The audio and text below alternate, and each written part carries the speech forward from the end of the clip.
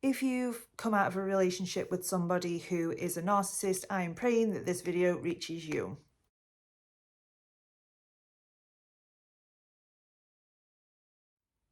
Hi, I'm Amy and welcome to my channel. Here we discuss spirituality and psychology around relationships. And in today's video, I'm going to discuss narcissism. I made a video recently about it and I had quite a few questions on the matter. So this video is going to be about what my experience is of being in relationships with people that had high narcissistic traits, and also my own research on this topic as well. So I'm really hoping that this is going to help some of you who have come out of a relationship feeling really confused. Maybe you are wanting this person back even though they've been abusive to you, and I just want you to know that you're not alone. And the very nature of narcissistic abuse makes it so that you're like that. So let's get into it. So narcissism, just as a caveat, I'm not a psychologist. I'm not here to diagnose anybody. If it is that you want to look at what narcissism actually is, there are 9 categories, which I'm sure are available on many websites if you Google it, just so that you can see what traits there are. And I think you have to meet 5 of the 9 to actually be diagnosed with narcissistic personality disorder. But you can deal with people who have high narcissistic traits as well, and people who can be quite emotionally abusive. But just so that you know, actually, it doesn't matter whether they're a narcissist or not. If somebody is emotionally abusive to you, remove yourself from the situation. Remove yourself. It doesn't matter what the diagnosis is. You need to do the most loving thing that you can do. And I know that it's not easy. In this video, I'm going to cover a few myths around narcissism and also about what the effects are when you leave that relationship and exactly what to do to help yourself along so that you can move on as well. So the main characteristics of narcissism are essentially lack of empathy or compassion for other people and self-centeredness. So they are the 2 things that are really high on the scale. And I've actually spoken to people in person this week around narcissistic relationships and relationships that they've actually left with narcissistic people. And actually a lot of the background to the story is very, very similar, and I'm sure it will resonate with some people watching this video as well, that the relationship started and it seemed perfect. So you had this amazing connection with somebody, you had so much in common, and maybe your soulmates. And this was apparent in all of these conversations. So let's compare this. Say, for example, if a secure couple meet, there is vetting, there's questions asked, and they don't overly invest. But what people with narcissistic personality disorder are very, very good at doing is actually mirroring what you want. And when I think back to when this relationship started, I think I told this person everything they needed to know within the first 2 times I've met them. So they knew what I wanted, what my long-term goals were in a relationship. They knew what I liked. And what this looked like was very innocent. It looked like just a question, what is it that you're looking for? And I can remember even saying, I would eventually like to get married again, maybe children.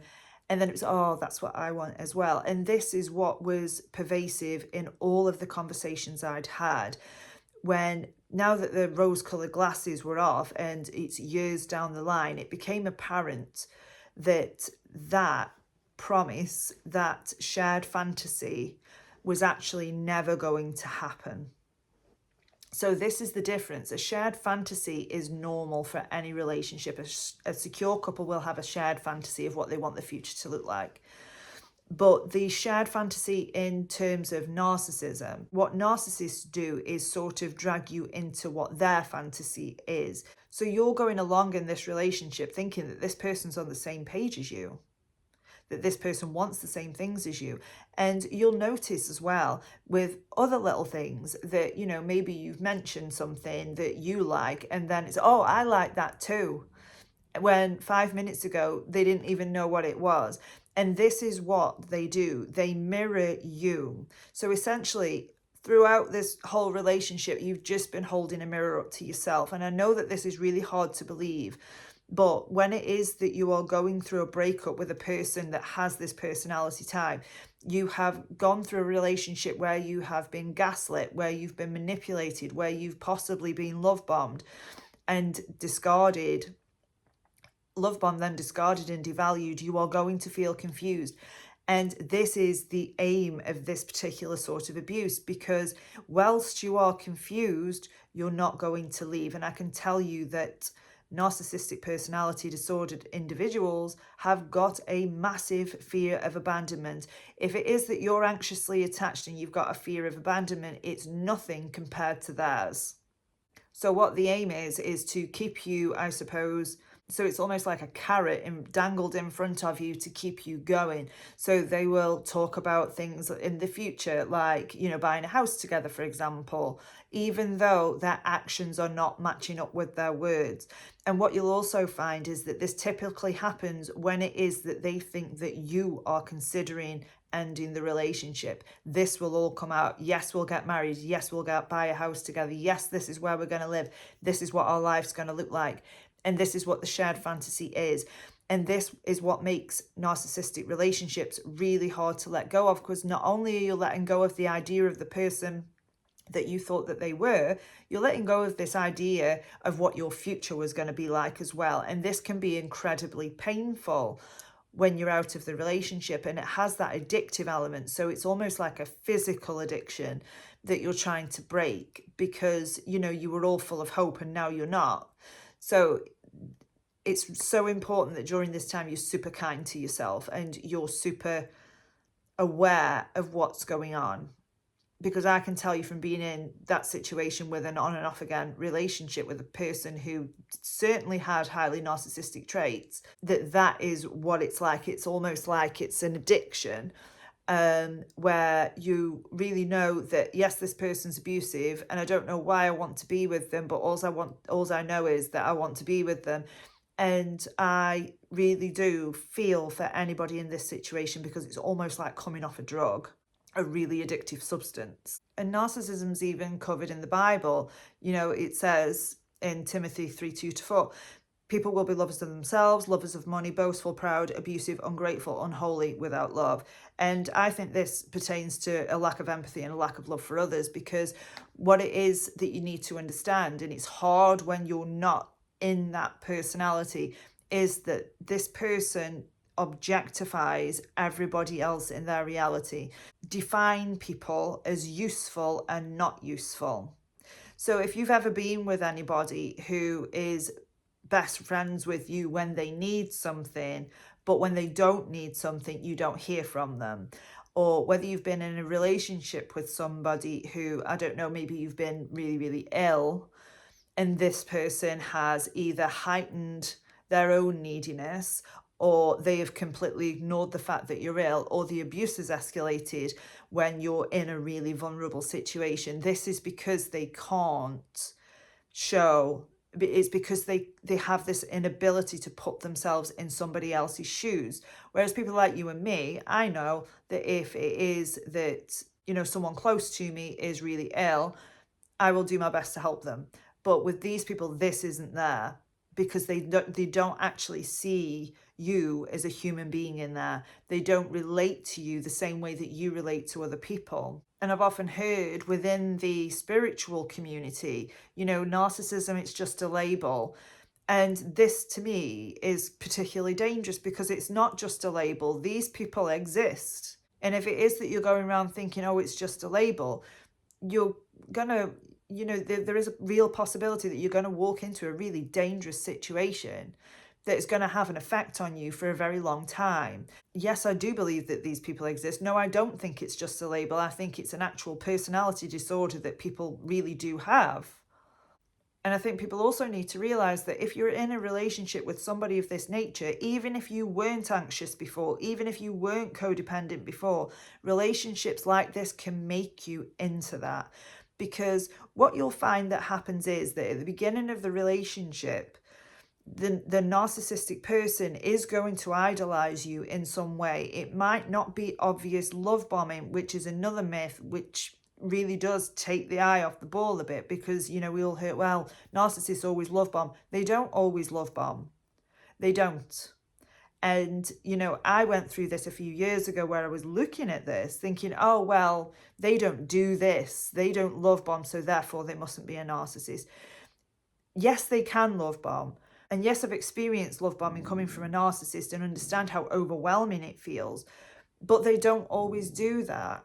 And it shouldn't be a category that you are determining whether somebody is emotionally abusive or not by whether they love bombed you in the beginning or not. All this person is really concerned about is supply. And that can come in many forms. It could be a romantic relationship, it could be friendships, it could be money, for example. Anything that they think is going to give them power and control, anything that's going to make them look good, anything that's going to make them seem better than everybody else, because that's the narrative that is running in their head, that they are better than everybody else, that they don't care about anybody else, they don't care about the trail of destruction they leave behind. They show no empathy for the person whose life has been turned upside down by them. And you are going to come out of the relationship feeling incredibly confused, and you are going to start Googling, why do I feel this way? Which has probably brought you to this video. Why do I feel so confused? Why do I feel so hurt?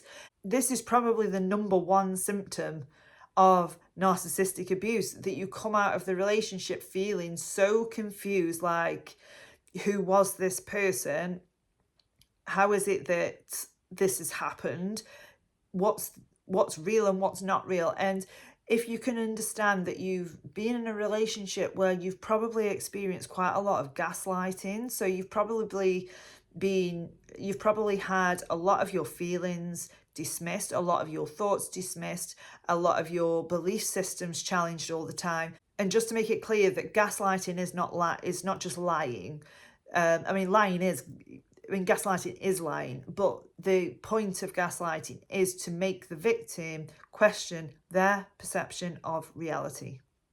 That's what gaslighting is. Telling white lies is not gaslighting, but to make somebody actually question their perception of reality. And what this could look like is, seeing a text message, for example, and being told that you hadn't seen it, or being told that they didn't send that. This is what gaslighting is. It's not a white lie that somebody's told you. And the further the relationship goes down the road, the more and more this is going to happen. Feel like your world's been turned upside down. You don't know what's true and what's not true, because they've drawn you into this fantasy of who they are. They've created a fantasy kind of avatar version of themselves to project out to everybody else. And in order to be successful at that, they have to draw you into that reality of who they are. Oh, they're a really caring person. But actually, as the relationship goes on, you start to realize that that isn't who they are. But by that time, you've already been swallowed up into this false self that they've created. So not only are you letting go of the relationship, not only are you letting go of the shared fantasy, but you're actually trying to come to terms with the fact that this person you thought you knew, this person who you fell in love with, wasn't ever that person. And I can hear you say, is this curable? I don't know whether it's curable or not. In my opinion, probably not, because, there is no deep well of a person in there that you've been trying to drag out. So maybe it is that your relationship's been in trouble and you've been trying your hardest to try and fix this. Maybe you've gone to couples counseling. Maybe you've tried sharing videos with them on YouTube, because at this point you've got that desperate. You so want to try and sort this relationship out that you just want this person to open up to you. But you're trying to drag that there isn't actually anything to drag out of this person, because that person doesn't exist. There is no persona there that's waiting to come out. There is no healing that needs to be done for this person to actually be their authentic selves, because there is no authentic self. And this is something that I had to really grapple with. I had to really understand that there was nothing underneath the mask. So anything that I'd done to, try and fix this situation was never going to work, because there wasn't actually anything under there to change. And a lot of the common elements I've had from people I've spoken to, and also the research I've done, and myself included, is this sense that it's my fault, that I'm the problem. And, you know, this could be for a number of reasons. Maybe it is that you've tried to state a need, for example, and this person has completely deflected onto you. Well, you never do this, this, and this, and this. What you will find is with these people, these individuals, is that they cannot take accountability for their actions. Or even if it is that they do say sorry, it's not really a proper apology. So, like, for example, you might hear, "I'm sorry for my behavior." It's, you know, it's really not specific. It's not really validating how you felt about the situation, and realistically it's because that they're not actually sorry, because they can't take accountability for their actions. And what this leads to is an awful lot of frustration and a lot of invalidation, where you're feeling incredibly hurt by something that this person has done, and not only are you not being acknowledged for it, but this person doesn't actually think what they've done is wrong. So you might in the end just stop bringing things up, which isn't healthy for you. You're sitting there not getting your needs met. Well, this person is being who they are, being all self-centered and not listening to you, not meeting your needs.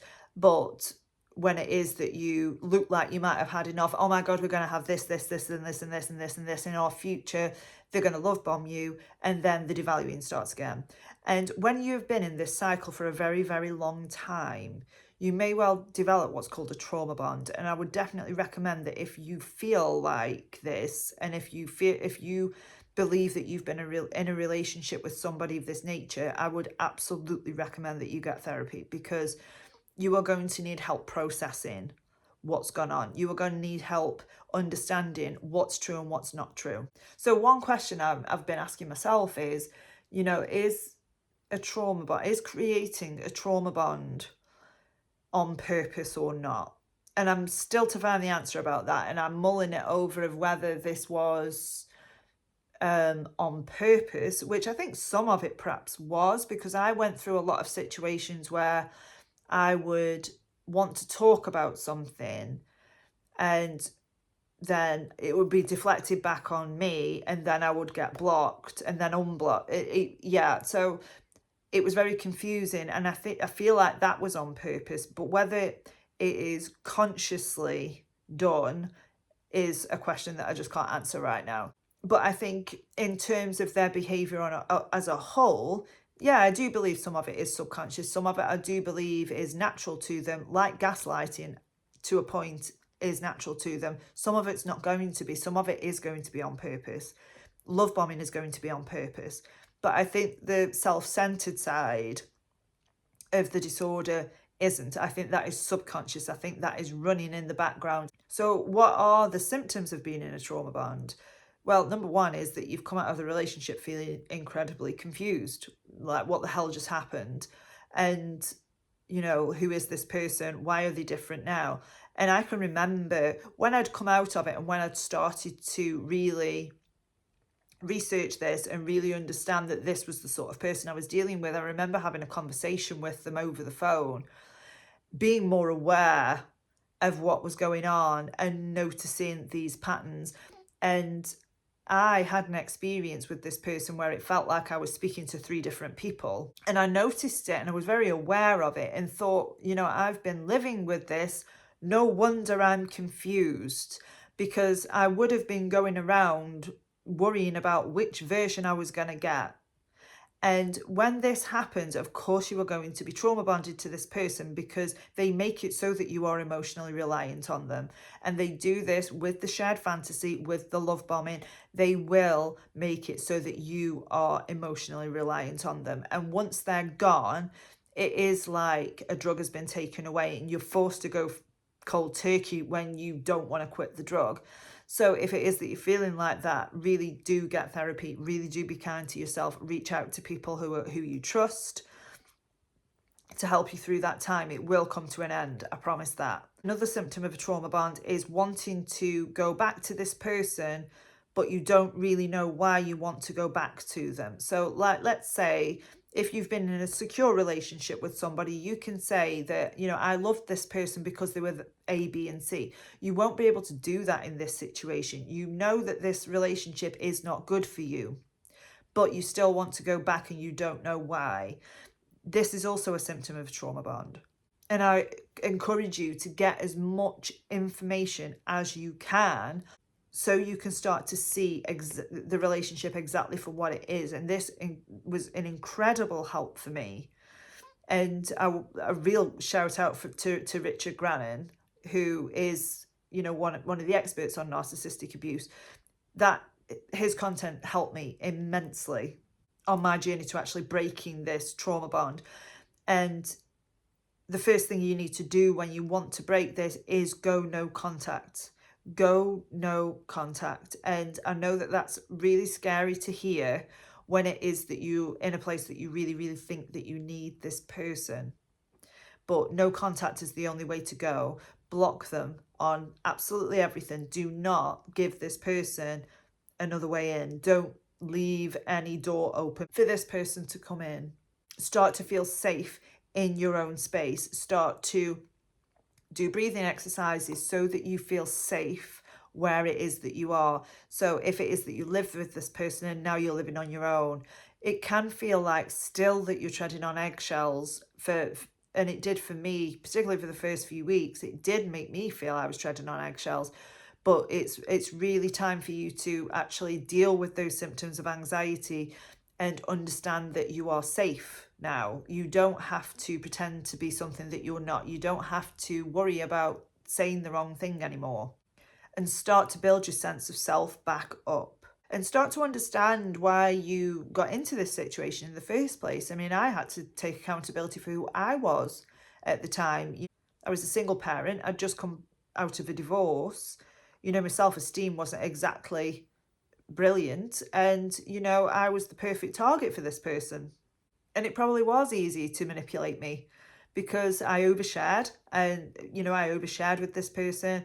And I think as normal people, we like to think that everybody else has the same intention as us, but they don't, unfortunately. They don't have the same intentions. Be that after this relationship, you find it really hard to trust people, which is why it's so important to keep those who you trust around you, those who will listen to you, those who will validate you. And even, you know, get a coach that specializes in narcissistic abuse. Look for somebody who specializes in this, so that you've got the right support, so you can start to build yourself back up. Because I can tell you categorically that you did not deserve this. I can tell you categorically that you deserve somebody who is going to give you the time of day, somebody who is going to meet your needs, and somebody who is going to love you for exactly who you are. You will not need to change yourself or people please somebody to the degree that your self-esteem suffers. You will not need to do that, but you do want to get into a position where it is that when you're ready to go back out there, that you are going to be able to spot these things and give yourself the confidence that, okay, these were the red flags that I missed, or these were the red flags that I didn't respond to, and I'm not going to do that again. So what were the red flags? What did I ignore? What did I have the blinkers on? So I really hope you found that video useful. I am going to be doing a quick series on narcissistic abuse and narcissism in general. Also trauma bonding, to help you guys through that horrible, painful period after the relationships ended. But in the meantime, God bless. I love you all, and I will see you in the next video.